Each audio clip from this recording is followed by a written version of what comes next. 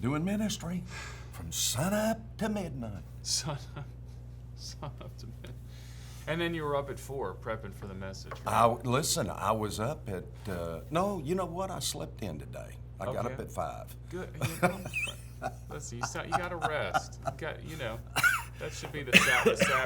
You got a cold now? What's going on? No. I just. Okay. Well, no. Lord, no. I haven't, thank the Lord, I haven't had anything in so long. Praise the Lord. Yeah, you're healthy. We actually, Pastor and I have a special announcement about his health coming up later, but we're going to get to that in just a bit. But before we get there, yesterday you asked me about the Ravens. My kids were so nice to me yesterday. Is that right? They went, I came home from church, all the kids, they put on their Ravens shirts. They were so excited to watch the game. I took a picture of them. They were so cute. And then, they wanted to watch the game. We watched a few minutes of the game. I think during the time that I watched it, I think I watched for 7 minutes, and Buffalo scores all these points. So I just turned it off. I'm like, this is stressing me out too much. I don't like being stressed. I don't. Why? It's with you're wearing your Clemson hat. It's involuntary. You get stressed out when you're watching your team, right? I didn't even realize I wear hats so much I don't even realize when I have it on. But at least they won, right? Yeah, just settle that right there in the center. Joanna, get me a Ravens hat for next week so I can do this out. So of course, I put the kids to bed. I just start cleaning the house. People keep texting me, the Ravens are looking good. The Ravens are looking great. And they're up by 16 points, and of course, they managed to lose. Yeah, I know. They're just maybe not ready. Maybe not ready for prime time again this year. So anyway, that's my. I like the Ravens. Story. I pulled for them. They're likable. They're just not winners, apparently. So. They have been. They have been. I know. I'm complaining. Listen, you don't have anything to complain about. I'm a Cowboys fan and a Jaguars fan. It's been a long time. It's been It's been tough. I'm glad football season's back, so we finally got something to talk about on this thing. I saw a thing the other day on Jerry Jones. I keep saying that's the problem with the Cowboys. He's the general manager. On his birthday the other day, they said, we're so sad to report that he's in great health. That they showed up at Jerry Jones' house and he was still alive. Yeah, we're sad to report. That was so Jerry funny. Jones. He looks great. He turned 108 the other day. Jerry Jones, everybody. Oh gosh. The Cowboys. They would be so much better if it weren't for old Jerry. I think they would personally. If he wants to own the team, fine. Yeah. But stop trying to manage them. Yeah. I'm surprised. Well, never mind. I'm not going to go there. So here we go. Yesterday was a big day of church ministry, right? Well, it was. It was a full day. There was That's a for lot. Sure. You had a special message because you're trying to prepare people, understanding where we're going with the building. We'll talk about that, in another 2 hours or so. And then we also had the church business meeting. Yeah. Are you okay after that? That was the longest business meeting that we've had since you've been the pastor. Are you all right? Yeah, you got that 1,000-yard stare. Well, we had great lay people who got up and spoke to every aspect of, where we think we're headed. We don't, we've not voted on this. We've tried to give everybody as much information possible, and so that's what we did last night. And then we took Q&A. That was not longer than the dinners that we've done. We had that. But it was just an informative meeting for the church, and so. Well, and I liked what you pointed out because the construction oversight team, yes, is filled with extremely accomplished professional people. Yeah, we've got steel fabricator, we've got engineer, we've got architect, and we have a couple of contractors. And those guys are extremely well connected in Birmingham with the building community. Right. And I feel very confident in putting this in their hands and letting them run down all of the stuff. And it just sitting in meetings, I've heard things like this and that and the other, and they said, but we know that we can do this, we know we can do that, and we can save this much. So it's, and we don't know yet. We don't have a final. You can put a target out there, and the church can go. And people ask, well, if we borrow, how soon can we pay it off? Well, if this church went out and borrowed $50, I don't know how soon you'll pay it off. The paying it off is determined by us, the people. Well, there's a lot of details to this whole thing. The good news is that the entire presentation, for anybody that wasn't there, the entire presentation was recorded. Yeah. And for church members, Joanna's going to be sending out that link via email sometime today, right? Yeah. So that will be in people's hands. You can watch it back on YouTube. It's 100 minutes long. You can speed it up to double or triple speed if you want to, just to listen back through, and we'll all sound like Alvin and the Chipmunks. And so anyway, all the information is now out there. And then people, we're not even going to have a vote about whether we build until November the 16th. Yeah, we've got more information we need to gather and everything. And so we'll come back in the meeting in November and we'll determine what we need to do. Anyway. But there's so much good news just with how the church is growing. Yeah. I thought it was Wednesday nights amaze me. There's sometimes we bump up around 800 on Wednesday nights. Yeah, Barry has got it. He's got everything running like a top. It's just humming like a. He's doing a really good job with that 7 Deadly Sins series as well. Because of course, he's got a great familiarity with all of them. Yeah. And he's participated in all of those. So anyway, we love you, Pastor Barry. But he's doing well. My wife and I have been listening through those messages because obviously we can't listen to him on Wednesday. Well, I saw your kids there last night. They came to the business meeting. Was Lauren there? Yeah, she was there. Well, I was shocked at that. Well, pray for her. She can't come to anything right now because the baby is going through what we call a season. And that baby will not be quiet. That baby is 10 months old and for some reason has colic now. That baby really? Just shouts all the time, won't sleep. Well, I saw Harper holding her last night, and she was just chattering. Yeah. Oh, yeah. Faithy, she just talks the whole time. Beautiful little baby. Beautiful eyes. She is a sweet girl, but we need that girl to start sleeping. So you know what? Just send all me your parenting remedies. How do you guys do that? Remember that my email address is jmcgookin@valleydale.com. Oh, yeah. This is our joke, Pastor. I'm just sitting here thinking, do you really want me to give that out? Guys, remember, you can give me any advice you want. Just remember that my email address is jmcgookin@valleydale.org. Thank you, Pastor. That's exactly right. That's exactly right. Oh, golly. Yes. Somebody came up to me and they started out last night. They were asking, well, maybe this would be better asked of Pastor Jeff. And I said, yes, it really would. He's right there. Just go right on over there. I have no idea what it is, but he's right there. But I did, and I said, no, come on. You want to ask me? Ask me. That's fine. Boy. So did you have a good week last week? I know you were studying. You were getting. Yeah, I was here. I was there. I was here the first part of the week. I was gone the last part of the week. I came back home on Saturday, early Saturday morning. And I've just got so many things right now. I'm preaching in 2 weeks down at the Cutting It Straight Conference in Jacksonville with H.B. Charles. And I'm preaching, and then I'm leading 2 breakout seminars. And Debbie is speaking twice, not once. She thought she was doing it once, but now they've come back and asked her if she would speak twice. So we're both speaking there. We fly back in on that Thursday, and we fly out on that Friday, believe it or not. And she's kind of freaking out about how are we going to do all this. This is your big We fly trip. back on, we fly out to London.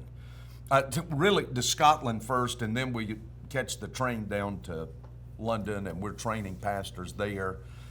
And then we're supposed to fly into Israel, but I'm telling you, they had 6 or 7 people that were executed on a bus yesterday. Oh my gosh.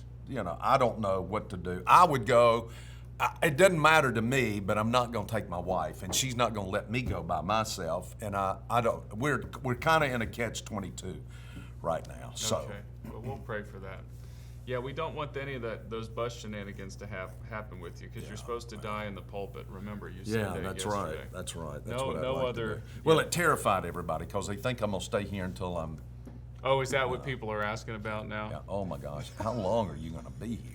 John Bagwell came up to me afterwards, and he was like, well, Pastor said he's staying through the full construction of this building, so I guess we know the building won't be complete till 2035. Could be one of those 10-year building plans. No, gosh, y'all don't want me that long. He was just being silly, but it was so yesterday. I guess we could tell people, like, so now we've got a couple more Daniel messages coming up. This one this week will be at the latter part of chapter 11, beginning in verse 36. I'll probably back up a tad and get a running start into it, because verse 35 is pretty critical to understand why is God doing all of this. You know, what's the purpose behind all of this? Why is the Lord doing all of this? And verse 35 of chapter 11 is it's really important. I know we've got a question that has been written in by Lindsay. Oh, you want to get into yeah, the it's called, Nehemiah? well, it's called Stump the Pastor. Yeah, so we're trying to stump the pastor. that's what today. Lindsay's trying to do, is stump the pastor. Her whole email was in Hebrew. I was really impressed. So, but verse 35 of Daniel chapter 11 says, some of those who have insight will fall, which a lot of God's people will fall during this time, in order to refine, purge, and make them pure until the end of time. So that's what he's doing with Israel right now through all this time. He's refining them, he's purging them, he's trying to make them pure. So we're in the time of the Gentiles or the church age, you know, it depends on which you want to call it. So, God has turned now toward the Gentile world, but there will be a time where that will be cut off, and he will turn back to the. We'll just get into all of that Sunday. Okay, good. I think it's wise to go back through some of that, because it is so complex. It is extremely complex. I wonder if you shouldn't even show the 69 weeks thing again, just to like show where we are. Do we still have that, the slide somewhere? Because I hope we're saving all of that, because I've got to do this whole thing. Well, not all of it. I won't have as many preaching slots, but next year at the Cove I'm doing this. Oh, that's right. So. That's right. And I will need all of those things then. Do you need the one of you chasing Kirkwood? Yeah, me chasing Kirkwood. Okay, yeah, that's for sure. Pretending to be, I'm being the Lord who is chasing. Yes. You know, the beast over here. That's right. So, Are you going to bring me out? Are you talking about the Nephilim this week? You can bring me out there.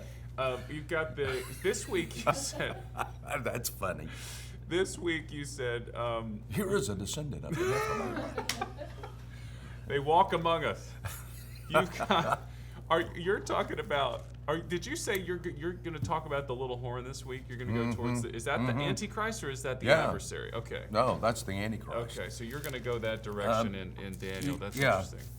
Yeah, that's what verse 36 to the end of the chapter. That's where, and boy, it is so. You know, to walk through this thing, you really need an hour. I won't take an hour. We can do that. But it is it's difficult at each part because there's just so much in there. We'll just sing one song and I'll just turn it over. No. Don't do that. Don't encourage me. Please don't encourage him. There'll be no living with him from now on. That's So right. then you were saying you got 2 more Daniel messages. I think so. People don't know this. This is our whole worship planning meeting. Yeah. You know, we just go out to breakfast after this. So you've got 2 more Daniel messages.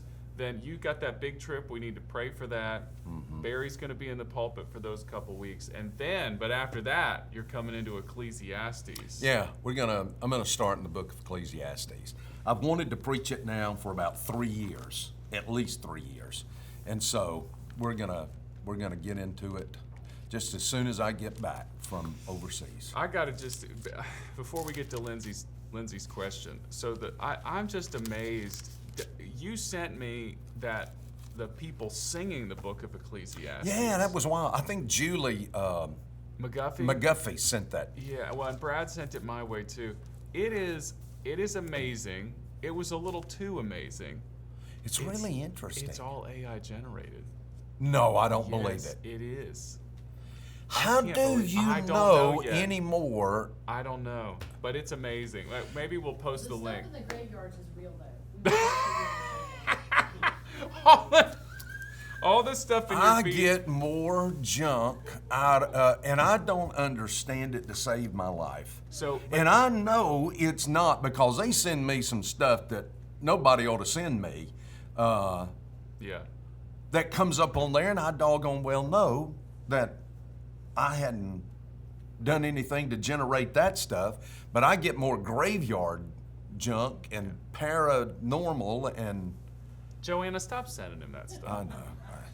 Yeah, so that we're talking about there's this project where people are like singing books of the Bible. I'm like, wow, this is amazingly written. I can't believe how prolific this is. The vocals sound great, and I am 99% sure that the whole thing is AI generated. But so I mean, we don't need to have an AI debate, but some of the songwriting is really interesting. I was going to edit some of it and maybe use it once we get into that Ecclesiastes series. Well, it was. I thought it was, I don't know, I thought there was a group out there that had taken Ecclesiastes and put it all to songs. They've got it to the blues. Yeah. It's really bluesy. I'm going to do more research. Maybe Jared needs to cut this off. Jared's not going to cut this all out. He's our pastor of AI.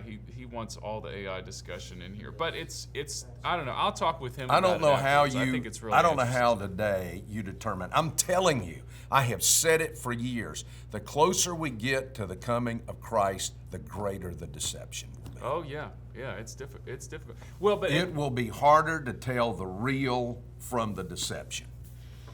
The thing is, with this in particular, this is not a deception. Like, this is not someone trying to lead you astray. It's just like they're using computers to aid in the songwriting. I would agree with that. But I heard old men. Now, when I'm calling them old men, they were at breakfast this morning over at the other table, and they're talking about all this AI stuff. Yeah.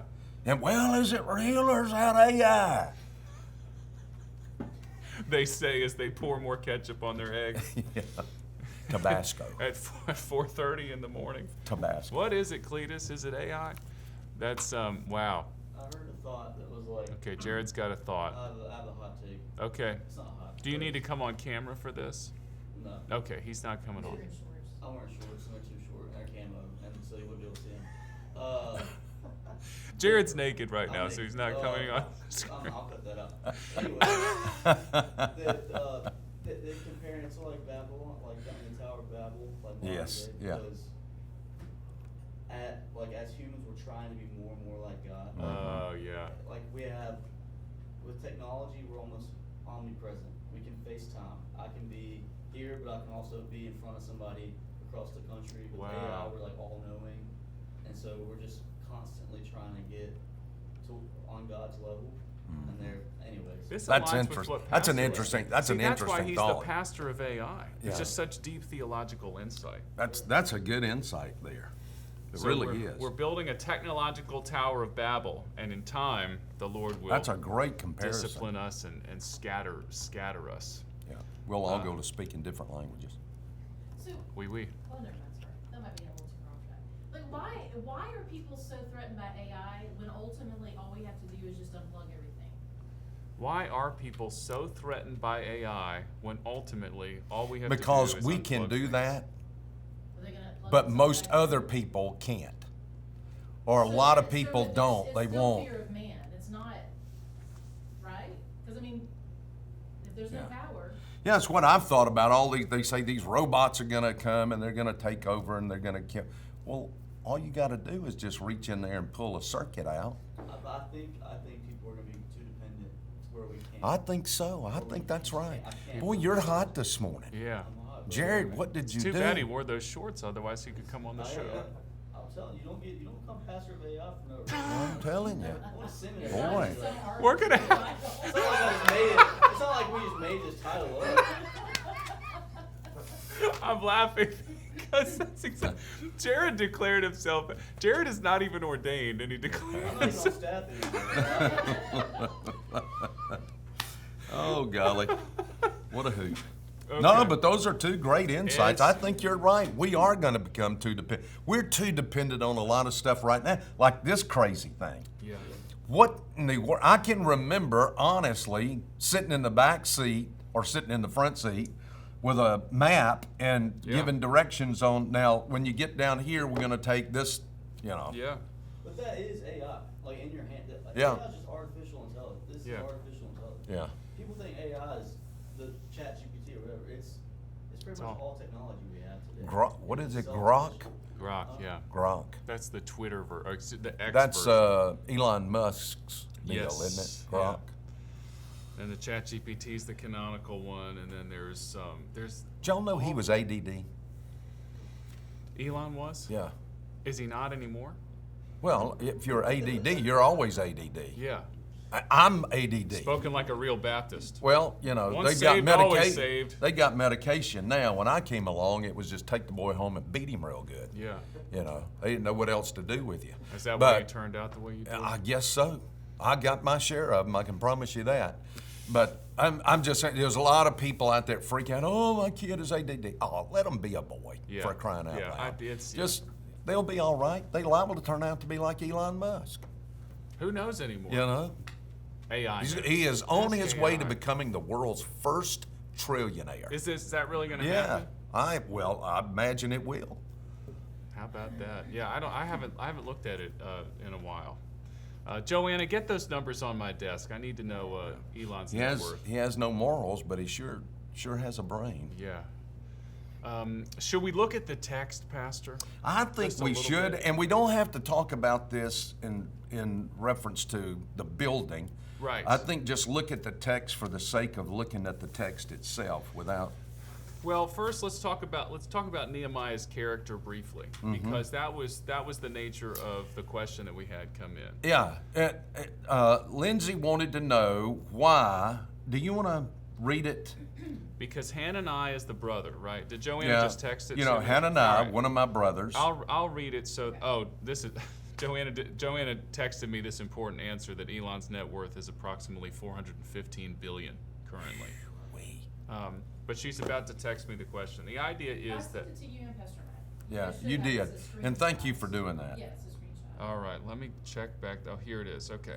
So, Pastor Mac mentioned that Hananiah was Nehemiah's brother, but Pastor Mac also said that if you didn't choose to go back to Jerusalem with the 50,000, that you were maybe choosing paganism of the local culture. So, if that's true, why is Nehemiah still in captivity at the king's service? Did that mean that he initially chose the pagan culture over going back to Jerusalem? No, his parents did, because Oh. he wasn't even born when Cyrus gave the edict that the Jews could return. So he grew up. He was born, I don't know where, possibly in Susa. I don't have any idea. But he was born somewhere in the Persian Empire, and his parents had not gone back, or he would have been born back in the land of Israel. Cyrus did that in 538. They left that year or into the next year. They left under two leaders, Zerubbabel, who is a descendant of David, who would be the governor, and Joshua. Now, not Joshua of the book of Joshua High or priest Exodus. Joshua. This was a man named Joshua who was a high priest. And so the 50,000 go back with them. And then it is 100 years, 438, before Ezra. Ezra wasn't born. Ezra had not been born at that time. Nehemiah had not been born, certainly his brother Hananiah, if that was his actual blood brother and not just, hey, brother, Yeah. Kind of deal. Hey, brother. So Hey, brother. for them, And that's why I think Ezra heads back. He goes back with about 13,000. That's sad. I think Nehemiah goes back, and when he goes back, there may have been another smaller group, maybe 5,000, maybe less than that, I don't know, that went back, that went when he did. Ezra goes back 100 years later. So he was not born at that time. He had been born in, obviously, or I think, in Persia as well. So, so with regards to Nehemiah, what you're saying is that this is yet just another story of the Lord's redemption. Maybe yes, his parents yeah. didn't make the right choice. Yeah, but then, he is burdened, which is an amazing thought, how burdened he becomes when he never even saw the old. You know, there were some old men who did go back, who were obviously probably close to 100 years of age, 80 to 100. They had seen the original temple, and they go back and they weep when they see Zerubbabel's temple, the temple that he rebuilds, because it was just so pitiful in comparison to what the temple of God had been under Solomon. Yeah, I've been reading those texts recently with my kids. The Solomonic temple was incredible. Oh, it must have been. It must have been. Well, it was one of the 7 wonders of the ancient world. It had to have been. Just the amount of and gold Herod's craftsmanship. temple. I'm trying to finish up. I'm right at the end of this.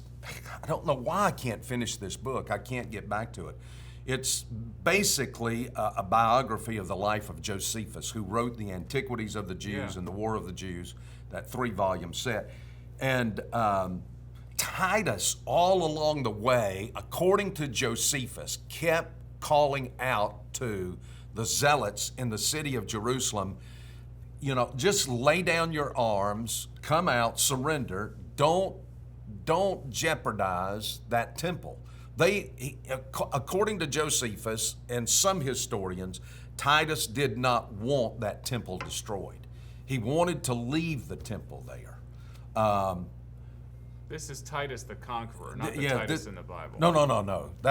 No. This is Titus the Roman general, who becomes the emperor of Rome after his dad, Vespasian. So he wanted to preserve it. He wanted to preserve it. He kept begging them, please come on, lay down your arms, come out. They would not do it. Even when he finally broke through into the temple area itself, they pulled back out and were still fighting. And he just was exasperated with it. He said, I just can't understand. He tried to not destroy it. Well, he tried, but it was the will of the Lord. According to Josephus and some of the Roman historians, he tried not to, but he claims that the zealots set fire to it. They claim that the Romans set fire to it. What really happened in there is anybody's guess, and most historians would say, come on, don't believe that stuff. Titus hated these Jews and he wanted to destroy the whole thing, and he ends up destroying the entire city. But according to Josephus, he pled with them. Is it true? I've heard it said that Herod's temple, because this is Herod's temple. Yeah, it's Herod's temple. Is it true that each block was stamped with his seal, his initials? Herod's? Yes. I don't know. It may have been. I can tell you, when I go to Israel, I can show you Solomon's rocks that were used to build the temple and Herod's rocks, because Herod had all of his blocks beveled around the edge. It must have been incredible to see this, because here was these massive stones polished down to a mirror finish and beveled all around the edges. That's really interesting, because I know that at one point God tells the people to not bevel their stones. It was for an earlier It was on the project. altar, yeah. Yes. Well, on the temple too. Yeah. With the original temple, don't use any tool on any of this. That's so interesting. And that's why you find Solomon's rocks or blocks, just plain blocks that are put in there. Still covered with gold at the time, but or at least most of it was. It's amazing. There was so much gold that Titus took out of that temple that the market fell to just, we would say, pennies. Yeah, the gold because market there was across so the empire. Yeah. It is just fascinating. You covered some of this back when you were doing the Exodus series when you talked about the tabernacle. Right. But when you think about how like the Holy of Holies is basically a cube, and how that relates to the city of God to come, which is also a cube. You know, it's a 1,500 by 1,500 by 1,500. Yeah. Just that all of these things, it's not as if God is inventing this on earth and then inventing it in the heavens. No, this is already something that exists. The plans. And he's just showing it to us in this way. That's my tangent for today. I just can't get enough of that stuff. It's it is fascinating. So, but you see how this ties in, and I went back yesterday or week before last night, yesterday, and I talked about how Daniel really ties in because Daniel saw this stuff coming. That's right. He saw this first destruction, or he saw this King Xerxes who marries Esther. He saw that, but now that was before Esther's time and Xerxes' time and Nehemiah's time and Ezra's time, and